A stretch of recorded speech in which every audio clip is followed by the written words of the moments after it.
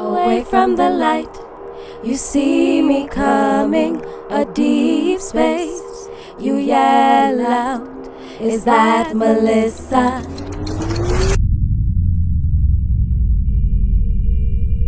Those are lyrics to a song I wrote when I was about 8 years old. My brother tricked me and made me bet that I could not write a better song than him.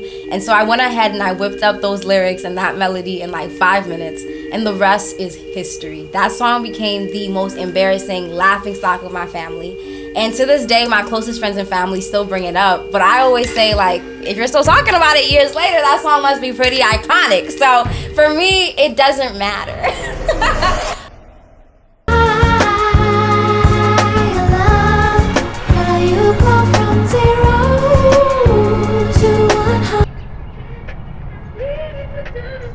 This past year, I spent a lot of time rekindling my relationship with my inner child. And so when I look through my archives, so long ago memories, old things that I wrote, or even just home videos, I think a lot of what I'm doing now is in direct conversation with who my younger self always thought I would be.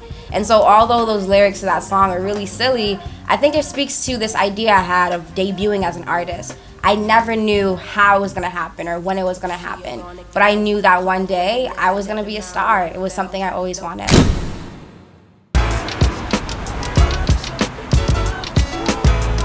I've been singing for as long as I can remember. I used to sing when I was walking down the street. I used to sing in school musicals, school talent shows. I used to sing in the shower. And it's so funny because when I was younger, I used to literally sing into the little window that was in our bathroom. And I was like, I really wish that somebody outside could hear me so that I can get a fucking record deal. Like, I was really obsessed. But for me, the stage has always been a place that I've considered to be home. It just feels somewhere I feel most comfortable. I'm aiming to make art that serves as an extension of the Black radical tradition. I am making music because I want to create striking visuals that compel us to unearth our deepest desires in order to illuminate all that we wish to become and how we wish to be of service to ourselves and one another. I am working to make art that speaks to the fierce urgency for a new world. When my family and I immigrated from Haiti, we matriculated into what is considered to be a failing school district. And so from kindergarten to 12th grade, we literally saw our access to arts and music dwindle more and more. My response to that was to get into social justice organizing work. I've been organizing for the past 8 years, and even though my love for music has never left, I've definitely been missing the confidence and the training that I needed to feel good enough to embark on this journey.